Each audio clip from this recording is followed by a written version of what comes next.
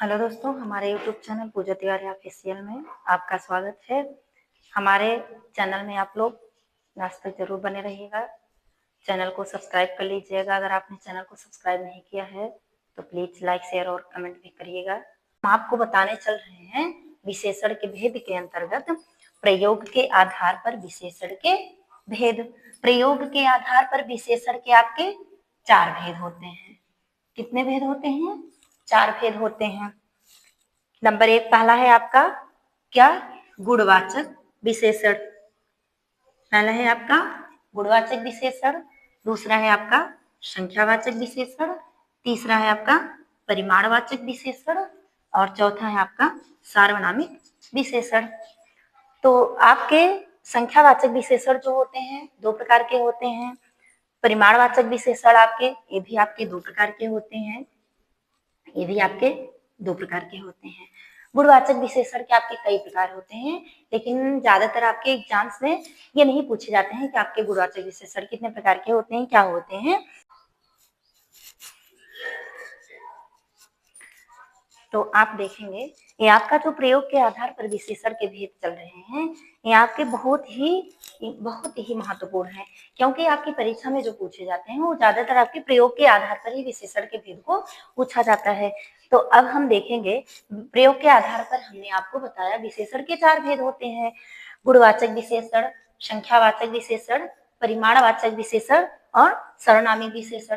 तो अब हम देखेंगे गुणवाचक विशेषण क्या है, किसे कहा जाता है गुणवाचक विशेषण, कैसे आप इसकी पहचान करेंगे कि यह गुणवाचक विशेषण है।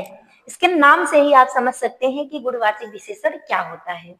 जैसे जो शब्द किसी व्यक्ति या वस्तु के आकार, रूप, रंग, गुण, दोष, अवस्था, दशा, स्थिति, स्वभाव, स्पर्श, गंध, स्वाद, दशा, दिशा आदि का बोध कराते हैं, वो आपके गुणवाचक विशेषण कहलाते हैं।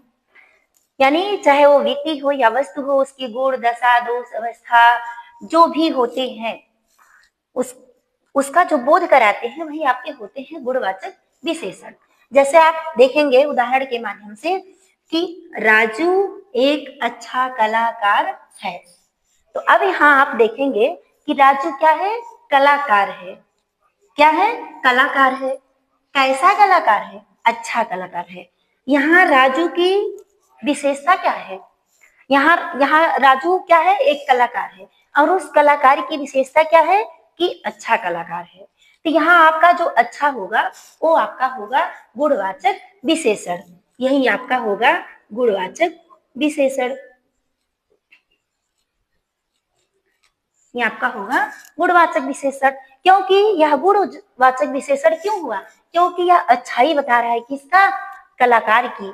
यहाँ कलाकार की अच्छाई को प्रकट कर रहा है ये शब्द आपका, तो इसलिए यह जो है आपका हुआ गुणवाचक विशेषण। कलाकार कैसा है?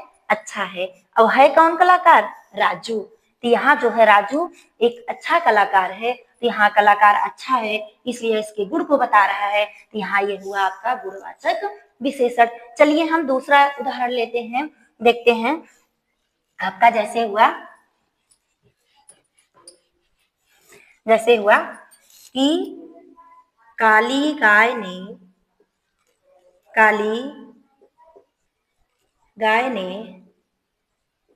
सफेद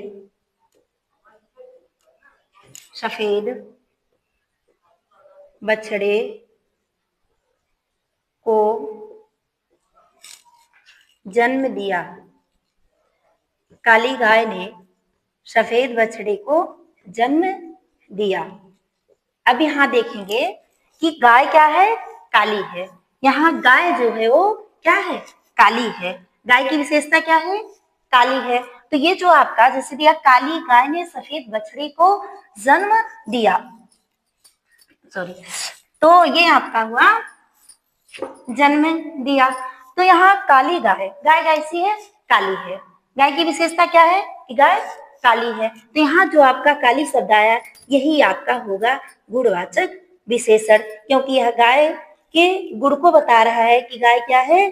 काली है, यानी यह उसके रंग को बता रहा है कि गाय कैसी है, काली है। और परिभाषा आपकी कहती है कि जो उसके आकार, रूप, रंग, स्वाद, गंध आदि का स्वर जो है बोध कराता है, वही आपका होता है गुणवाचक विशेषण। तो यहाँ गाय क्या है, काली है, उसके रंग को प्रदर्शित कर रहा है, उसके रंग को बता रहा है कि गाय कैसी है, काली है। तो यहाँ आपका जो काली शब्द आएगा वो आपका होगा गुणवाचक विशेषण। अब आपको इसमें किसी प्रकार का कोई डाउट तो नहीं होना चाहिए कि गुणवाचक विशेषण कहाँ है, क्या है, कैसे है। आप इसको अच्छी तरीके से समझ सकते हैं।